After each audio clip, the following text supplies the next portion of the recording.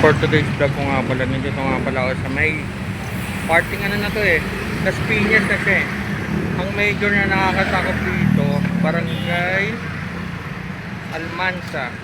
Siguro kung magagaling kayo ng Alabang, siguro lagpas siya ng 3 kilometro. Tapos kung nakita nyo, ayan, kung nakita nyo yung bus, magaling siya ng Alabang. Papunta siya ng ng Sapote. Ayan siya. Tapos yung nakikita nyo yung banda traffic na yun. Kasi dyan yung SM South Mall. Mga ilang metro lang. Siguro mga 100 meters. Dyan na yung SM South Mall. Kaya medyo traffic nga. Tapos ito maluwag. Galing na siya ng Baclaran. Tapos makikita nyo nga itong Almansa Elementary School. Makikita nyo nga dito si ate. Tapos dito nga siya.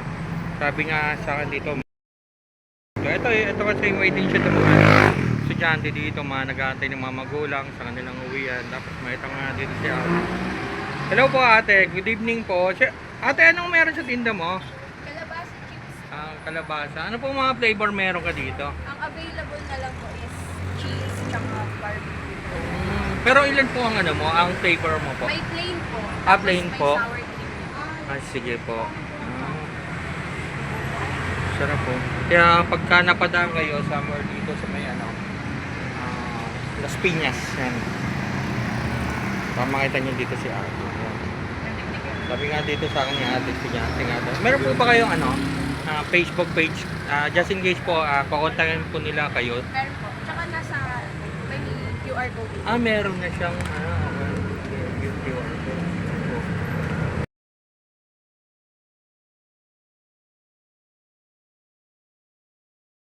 Dami pa nga nang dito ni medyo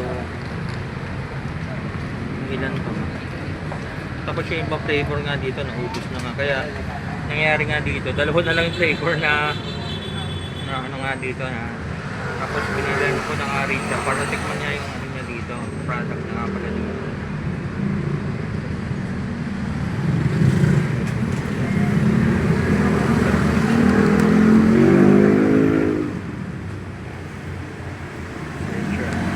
Packaging pa lang ganda.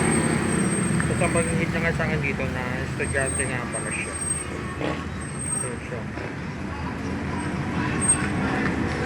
So, madalas anong oras ka nagano dito? Nag-start?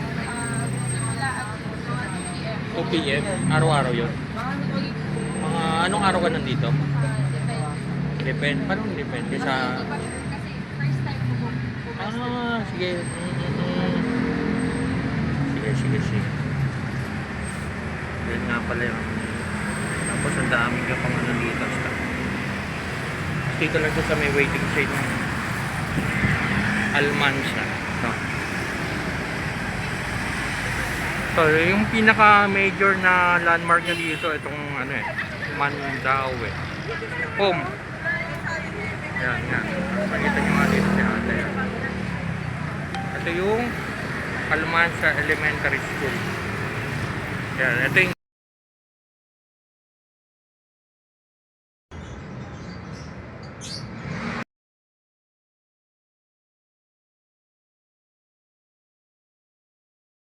so ito na, titikman nga natin yung nabili nating kalabasa crunch. Ito. Actually yung nabili ko nga siya dalawa na lang yung flavor na available nga doon kaya. Ngayon titikman natin siya tapos siya, may selo siya na pag nabuksan pwede nyo siyang iganyan ulit.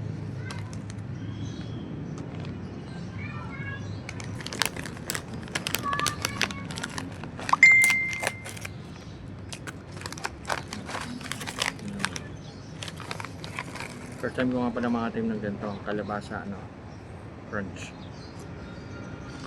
Haba. Ano ito?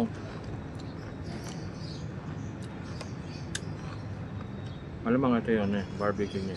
Kasi sarapan.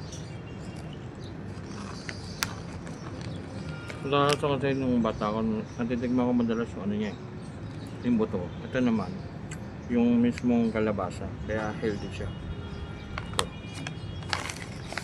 Apa?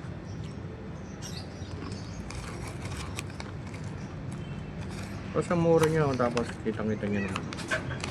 Check yung ano nyo, yung laman nyo, hindi siya. Tama. Tapos healthy pa siya. Ito tulad ng ibang nakakain nyo, na ito healthy siya sigurado, palabas siya. Op.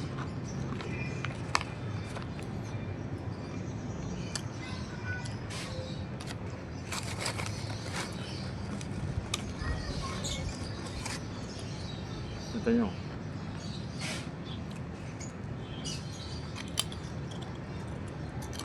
Op. Kasi nga lang tayo mga pag-vlog dahil ano. Busy nga tayo sa trabaho. Mas laking tulong na nito kay ano, kay ate nga pala. Yung bibilan niya siya. Lalo na ano siya, estudyante siya.